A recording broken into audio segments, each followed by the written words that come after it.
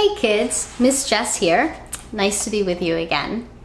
In our last video, we started talking about bullying. Why kids bully, how they bully, and what are some of the things we can do to stand up for ourselves and others.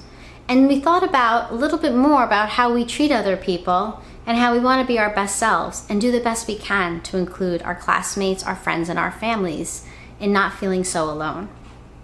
Today, I want to talk to you about a different kind of bullying or a habit that could turn into bullying very easily.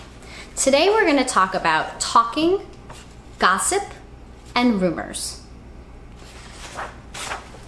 First, let's talk about talking versus gossip. What's the difference? Talking about others is not always a bad thing. For example, say you have a great kid Jake in your class, and you tell a bunch of people, hey, listen, that kid Jake, I love hanging out with him. He's the funniest kid ever. He tells the best jokes. Talking about others, that's totally okay. There's no harm done with that, right? Gossiping is when we take our talking and we start to say mean things or things that may not be true, or share secrets that we know were meant to be private. That's when we start gossiping, when we're doing those things and we're talking about them behind someone else's back. Gossiping can turn into rumors, which are stories that aren't true that get spread around. So for example, let's just say we see that great kid Jake and he's walking into the principal's office. And we see him and we think, wow, Jake's going into the principal's office. I wonder if he's in trouble. I wonder what he could have done. Is that gossiping? Not yet. That's wondering, and wondering is okay. But gossiping starts when we start to share that idea with other kids.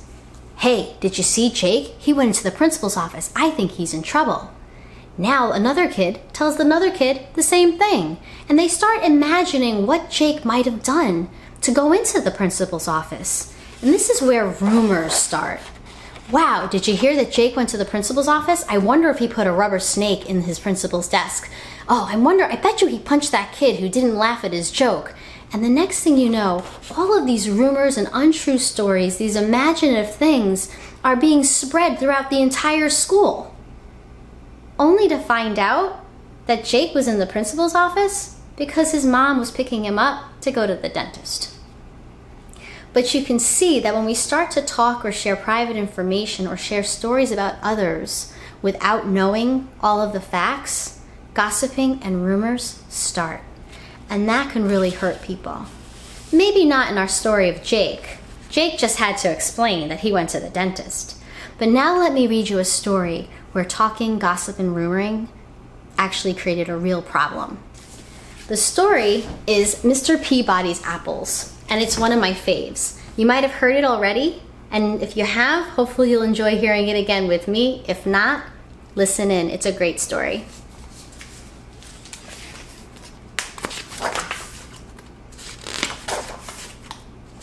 Show you the pictures. Mr. Peabody's apples.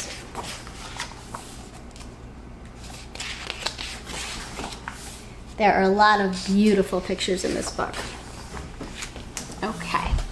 In the town of Hatfield, which wasn't a very big town, Mr. Peabody was congratulating his Little League team on a great game.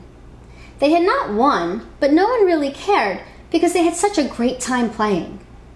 Mr. Peabody was the history teacher at the local elementary school, and in the summertime, he dedicated every Saturday to organizing baseball games with other schools.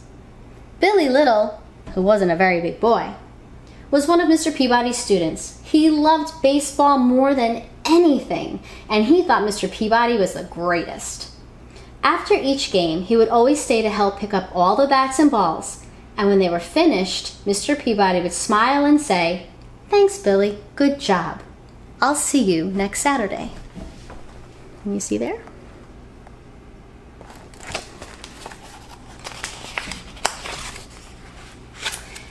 Then he would start his walk home along the main street of Hatfield, which wasn't a very big street, waving hello to everyone he knew, and everyone would wave hello back. And along the way, he always passed Mr. Funkadeli's fruit market. Here Mr. Peabody would stop and admire Mr. Funkadeli's fresh apples. He would pick out the shiniest apple, drop it in his bag, and continue on his way. Across the street, Tommy Tittlebottom watched with curiosity as Mr. Peabody walked away with the apple. "That's strange," Tommy said to himself. "Mr. Peabody didn't pay anyone for the apple." Tommy got on his skateboard and rushed to tell his friends.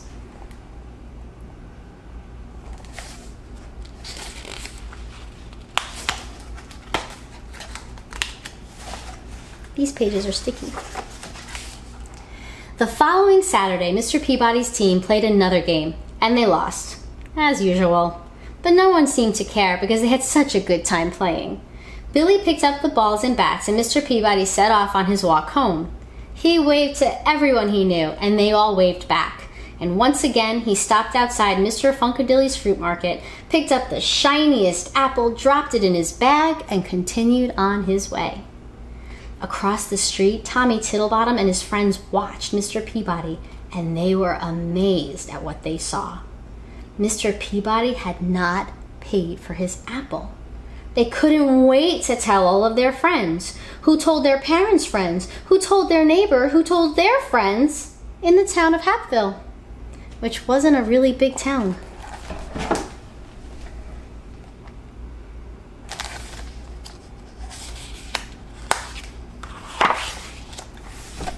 The Saturday after that, Mr. Peabody was standing all alone on the baseball field, wondering where everybody was.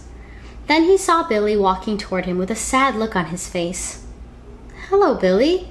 I'm glad you're here, but where's the rest of your team?" asked Mr. Peabody. Billy remained silent. "What is it, Billy?" he asked again. Billy didn't look up. "Everybody thinks you're a thief," he said to the ground. Mr. Peabody looked confused. He took off his hat and scratched his head. "Who says I'm a thief, Billy? And what did I steal?" he asked.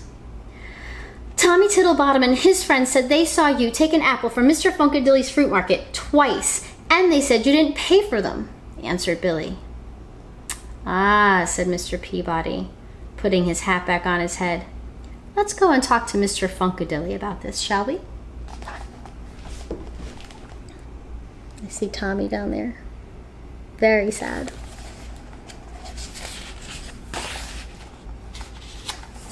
I have another picture. They walked down the main street, which wasn't a very big street, and Mr. Peabody waved to all the people he knew. But now some of them did not wave back, and some pretended they did not even see him. They finally arrived at Mr. Funkadilly's fruit market.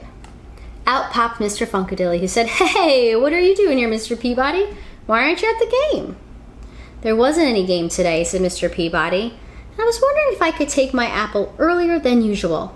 "Sure, why not?" replied Mr. Funkadilly. "You pay for them every Saturday morning when you pick up your milk. You can take them when you like. You want the big shiny one, Mr. Peabody?" Mr. Peabody took his apple and smiled and offered it to Billy. "I would like to take the apple, Mr. Peabody, but I have to go find Tommy and explain everything," said Billy. "When you find him, ask him to come over to my house. I would like to speak to him too," replied Mr. Peabody.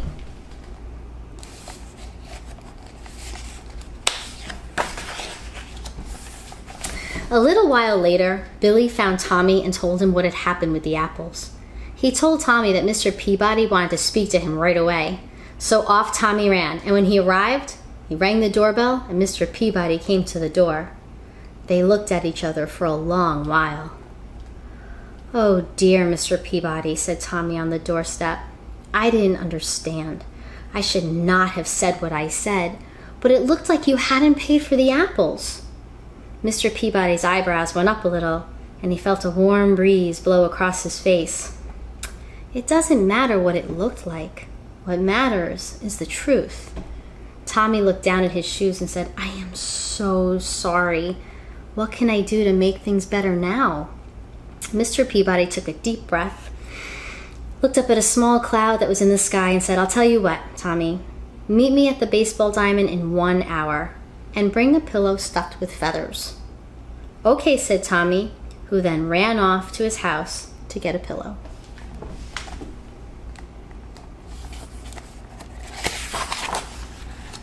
An hour later, Tommy met Mr. Peabody on the pitcher's mound. "Hello, Tommy," said Mr. Peabody. "Follow me and bring your pillow." Tommy followed Mr. Peabody to the top of the bleachers, wondering what this was all about. "It's a windy day, isn't it?" asked Mr. Peabody when they reached the top. Tommy nodded his head in agreement. "Here's a pair of scissors. Now cut the pillow in half and shake the feathers out." Tommy looked confused, but he did it anyway. He thought it was a small price to pay to gain Mr. Peabody's forgiveness. The wind carried the thousands of feathers far and wide. You see all those feathers being blown? It's kind of like snow.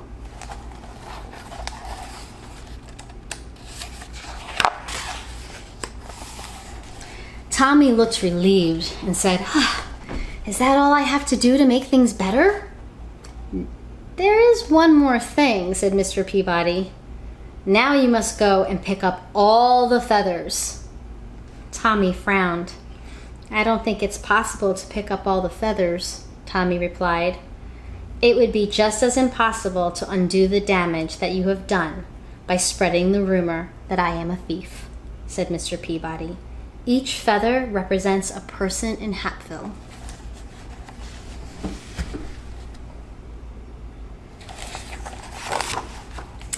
There was a long pause, and Tommy began to understand what Mr. Peabody was saying.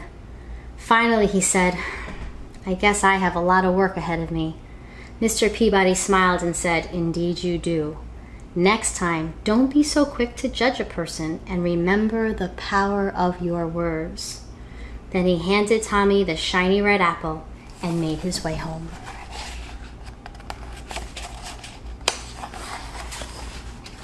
The end. So kids, I hope you enjoyed one of my favorite stories, and I hope that helped explain a little bit why we really can't judge a book by its cover and the power of our words. Once we say something, once we share an idea and it's out there, it's very hard to take those words back. And we have to really think about the power of what we say and how it affects other people. Anyway, I hope you enjoyed the story, and I look forward to seeing you next time. Bye for now.